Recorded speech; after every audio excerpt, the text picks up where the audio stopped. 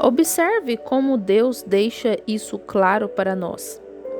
E se isso não fosse uma grande confirmação, uma grande e amorosa bênção vinda de Deus? Quando eu vejo isso e vejo que desde menino, a primeira vez que Cristo tratou comigo, eu sempre ensinei essas 3 etapas da graça. Observe se isso não é verdade agora. Assim, o primeiro passo é o arrependimento para com Deus. E depois disso, segue-se o batismo nas águas. Batismo nas águas. Arrependei-vos e cada um de vós seja batizado em nome de Jesus Cristo. Veja, o batismo nas águas vem em seguida, mostrando que o arrependimento foi genuíno, ou para remir nossos pecados passados. Isso não tem nada a ver com o pecado futuro, é unicamente para remir. Arrependei-vos e cada um de vós seja batizado em nome de Jesus Cristo. Para quê? Para remissão. Tirar o pecado passado não tem nada a ver com o futuro. Simplesmente seu pecado foi eliminado. O que você fez? Você não pode se arrepender pelo que Adão fez. Você nunca fez aquilo. Adão o fez. Você só obtém o perdão por aquilo que você fez. A velha natureza ainda está ali. Deixe-me pegar este quadro só por um minuto. O irmão Brana desenha ilustrações no quadro negro. Agora, aqui está um coração humano. Agora, estou muito longe de ser um artista. Aqui está um coração humano. E aqui está um outro coração humano. Agora, neste aqui há uma serpente, que é o pecado. Aqui ele tem sua vida. Este outro aqui tem uma pomba, que é o Espírito Santo. Aqui ele tem uma vida. Bem, este aqui tem malícia, ódio, inveja. É isso que está causando essas coisas. É este indivíduo aqui. Bem, este outro aqui tem amor e gozo e longanimidade, e é isso que faz essas coisas aqui embaixo. Assim, quando você é interrogado, ou melhor, quando você é perdoado de seus pecados, você apenas fez isso, tirou aquilo, mas o que te levou a fazer aquilo ainda está ali. Essa é a velha raiz do mal. Ela ainda está ali. Observe. Então você se arrepende e é batizado em nome de Jesus Cristo, aquele que te perdoou de seus pecados. Observe. Então, em segundo lugar, vem a santificação, que coloca nossa mente em ordem para a santidade, para pensar corretamente. Santificação é uma palavra grega composta que significa limpo e separado para o serviço. Então, em seguida vem o batismo de fogo e do Espírito Santo, para que Deus possa habitar em nós. E o fogo de Deus limpa nosso coração do pecado e coloca o Espírito Santo dentro de nós. Então, nós produzimos a mesma vida que esta, referindo-se à pomba, no quadro negro. Produziu, porque ela está em nós. Observe, no nascimento natural, quando uma mulher dá à luz um bebê, a vida natural tipifica a vida espiritual. Quando uma mulher dá à luz um bebê, no natural, a primeira coisa que acontece é o rompimento da água, depois o sangue e então o espírito, a vida. Pegam o bebezinho e dão-lhe uma palmada. O irmão Branda bate as mãos uma vez. E lá se vai ele, gritando: água, sangue, espírito.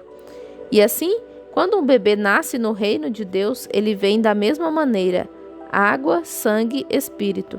Então observe, a santificação, a segunda etapa, limpa a mente, coloca o coração, a mente do coração em ordem de santidade. Um homem pode se arrepender dos pecados e ainda continuar pensando em: bem, talvez ele seja um homem imoral. Toda mulher de aparência imoral que ele encontra, aquilo ainda está ali. Talvez ele seja um alcoólatra. Toda vez que ele sentir o cheiro da bebida, aquilo ainda está ali. Veem? Mas então, quando ele é santificado, isso limpa aquele desejo dele. Veem? Isso tira o desejo dele. Ele ainda pode ser tentado, mas ele tira o desejo daquilo. Mesmo assim, ele ainda não está correto. Então, ele é batizado com o Espírito Santo e com fogo.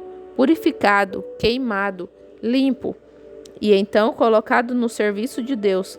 A santificação unicamente o separa para o serviço. E notem exatamente como isso vem. As mensagens que vêm: Martinho Lutero, justificação; João Wesley, santificação; os pentecostais, o batismo do Espírito Santo, as mensagens. É aí onde não pode haver mais eras. Veja, estamos no tempo do fim. 3 etapas. O batismo purifica o coração com o Espírito Santo. Como é impressionante agora! Ele faz o lugar onde devemos habitar passar pelo mesmo processo. Agora, ele chamou a igreja através da justificação, chamou-a através da santificação, depois a encheu com o Espírito Santo e fogo, e ele a tomou através de um processo para que ele mesmo, o próprio Espírito Santo, o Filho de Deus, pudesse habitar no coração humano. Agora, ela tem que passar por isso antes que ele possa entrar nela. Observe, ele fez o mundo onde essa noiva vai viver, do mesmo modo, seu mesmo plano de salvação. Observem o mundo antediluviano. Depois de ele ter se arrependido, através da noiva daquele dia, Noé, ele lhe deu um batismo de água, cobriu-o completamente com água. Então, justificação, mostrando que ele está em seu caminho para chamar este mundo caído, desde o Éden, de volta à sua restauração. Então, Cristo veio e derramou seu sangue sobre ela, a terra, purificando-a e reclamando-a. O irmão Brana bate no púlpito várias vezes. Veja, esse é o mundo em que vivemos agora. Veja como Satanás, aqui na Escritura, tentou fazer com que ele rompesse o plano de Deus para recebê-la, dá-la a ele, quando ele o levou ao monte e tentou dá-la a ele sem a compra do sangue? Vocês notaram como Abraão, quando tentaram lhe dar a terra, ele a comprou com vários ciclos de prata, diante do povo, como um sinal, como um testemunho? Que se saiba, neste dia, que eu comprei este lugar de sepultamento. Veja, ele a comprou, e Satanás tentou dar a ele o reino que lhe pertence agora. Ele tentou dar a ele como um presente, mas ele não quis receber, porque, veja, então Satanás ainda poderia ter direito de reclamá-la, a terra, mas ela tinha que ser comprada. Amém. Ele era a palavra em sua plenitude. Eles não poderiam enganá-lo nisso. Então, ela está agora para receber o batismo de fogo. Vem, ela agora tem... O que aconteceu? Cristo veio e chamou a igreja ao arrependimento, ao batismo no nome de Jesus Cristo, para a remissão, para santificar a igreja, e com o fogo de Deus desce e queima toda a sujeira e vem e habita no coração humano. Agora, a terra para ser redimida para essa pessoa redimida, ele usa seu mesmo método. Ele a batizou em água depois da destruição antediluviana. Derramou seu sangue sobre ela para santificá-la e reivindicá-la. É dele. Ela é dele. Satanás tentou dizer: eu te darei. Ele respondeu: não, Senhor, eu a comprarei. Que seja um testemunho. Ele foi levantado como um emblema que ele a comprou, ele a adquiriu. Mas agora ela tem que passar por um batismo de fogo, fogo santo de Deus que limpa a terra e os céus ao redor dela. Então, ela é comprada para que os redimidos possam viver nela, viver em paz nela. Observem, o batismo de fogo é para purificá-la do pecado, das doenças, dos germes de doenças, dos pecadores, do diabo e de todo o seu grupo. Ele será lançado no lago de fogo. O fogo santo de Deus desce de Deus do céu e a queima. Observe, para torná-la pronta para Deus habitar nela, porque Deus, no novo mundo que está por vir, vai habitar na terra. Aí você diz: Deus, ele habita no coração humano, mas ele e a noiva se tornam um e vão para o seu lar no novo mundo. E o mesmo plano de redenção é usado para redimir tanto a terra quanto as pessoas que vivem nela. Vejam, O coração tem que ser limpo dessa forma. Antes que Deus possa descer na pessoa do Espírito Santo, que é Cristo descendo e habitando no coração humano, ele precisa primeiro se arrepender. Deve ser batizado em água em seu nome para mostrar a quem pertence. Então deve ser limpo pelo sangue de Jesus. E então o fogo santo e o Espírito Santo, vindo de Deus, desce e queima todo o desejo do pecado, toda a natureza do mundo. E, portanto, aquele que pecar voluntariamente depois de receber o conhecimento da verdade, então, novamente a Bíblia diz que é impossível, porque o homem nascido de Deus não pode pecar, ele não peca. Não há como ele pecar. Como ele pode ser um pecador e um redimido ao mesmo tempo? Como posso estar na casa de penhores e fora da casa de penhores ao mesmo tempo? Vê? Oh, ele nos redimiu pelo seu sangue, pelo seu Espírito ele nos limpou. E então vem habitar em nós, a igreja. Não na denominação agora, mas na igreja. Observe atentamente agora, enquanto tomarmos isto, os lugares onde vamos habitar. Assim, o arrependimento antediluviano, então, trouxe o batismo nas águas. Então Cristo veio e derramou seu sangue sobre ela para limpá-la e reivindicá-la. E então vem a próxima coisa, a destruição do mundo como ele é agora. Todo o pecado que está nos céus acima, ele é o príncipe das potestades do ar. Ele afasta, guerreia as bênçãos de Deus. Dali vêm raios e relâmpagos e atingem a terra e tudo mais, dos céus, chuvas torrenciais e tufões, tempestades e tudo mais, vem de cima, que é Satanás, o príncipe das potestades do ar. Observe, veja como Satanás tentou tomá-la, como eu disse há alguns minutos, dando-a a Jesus sem comprá-la. Então, Satanás ainda tem uma reivindicação, porque ela está marcada, veem? Mas Jesus a compra por seu sangue derramado e a traz de volta ao legítimo proprietário, veem?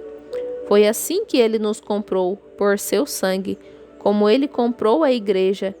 E agora, seu batismo de fogo a limpa de todos os germes, de todas as enfermidades, de todas as doenças, até mesmo de todas as coisas espirituais, o que também faz por nós do mesmo modo, para prepará-la para que Deus habite nela, nesta grande era que está por vir, a nova terra. Vem, ele a redime do mesmo modo que redime seu povo. Ele faz tudo da mesma maneira, seu plano de redenção, porque ele é o Deus imutável, sempre o mesmo em seus planos. Como eu lhes disse antes, e lhes fiz saber por todas as eras que Deus não pode mudar. Faz isso conhecido de todas as maneiras, do mesmo jeito. Ele tornou conhecida sua primeira mensagem no mundo antediluviano, através de Noé, o profeta. Eu estava conversando com um querido irmão que está aqui comigo agora. Ontem ele disse: uma coisa que o Senhor disse, irmão Branham, que sempre me deixou impressionado. Eu indaguei: o que é, irmão? E ele afirmou: aqui está o que o Senhor disse, e é verdade. A minoria, como um pequeno grupo, será salvo nos dias da vinda. E falamos sobre como Jesus disse: estreita é a porta, e apertado é o caminho, e poucos o encontrarão. Agora observe, a Bíblia diz: como foi nos dias de Noé, em que 8 almas foram salvas pela água, assim será na vinda. Eu disse: irmão, você tem... Ele observou: lembre-se, havia apenas 8 almas lá. Eu afirmei: você só viu metade do quadro. Sim, Noé era um tipo do remanescente que ficou, não do grupo transladado. Enoque, um homem só, foi raptado antes do dilúvio, mostrando que a igreja não entra na tribulação, nem nada parecido com isso. Enoque foi transladado, um homem só. Oh, a igreja pode ser numerosa, mas a noiva será um grupo muito pequeno que a constituirá.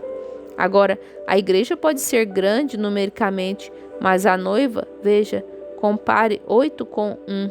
8 vezes menor será a noiva do que a igreja. E se é com dificuldade que o justo é salvo, onde aparecerá o ímpio e o pecador? Aqueles que sabem que não devem fazer e vão em frente e o fazem de todos os modos. Aqueles que seguem os regulamentos da denominação em vez da palavra, onde aparecerão, ainda que sejam chamados de cristãos, tomando o nome de Cristo? Agora, Noé foi perfeitamente um tipo daqueles que ficaram para trás. Lembre-se, quando Noé saiu, cão estava com ele. O pecado ainda estava ali. O pecado passou direto pela arca. A incredulidade e a dúvida passaram pela arca, levadas acima do julgamento. No entanto, Enoque subiu mais alto do que a arca. Ele foi para a presença de Deus. Porém, Noé passou e saiu, e ainda havia pecado ali, tipo do milênio, da condição do mundo. O milênio não é o fim dele. Ainda haverá tempo após o milênio. O milênio é um espaço de tempo, mas não a nova terra, não de fato. Observe isso. Chegaremos a isso mais tarde. Veja, a terra redimida volta ao seu dono original novamente. Ele a tomou de Satanás. Ele puxou, arrancou a terra de Satanás, assim como ele arrancou você de Satanás, como ele arrancou a mulherzinha do poço de Satanás. Lá estava o sacerdote, pensando que estava com Deus, e ele não tinha nada. Veio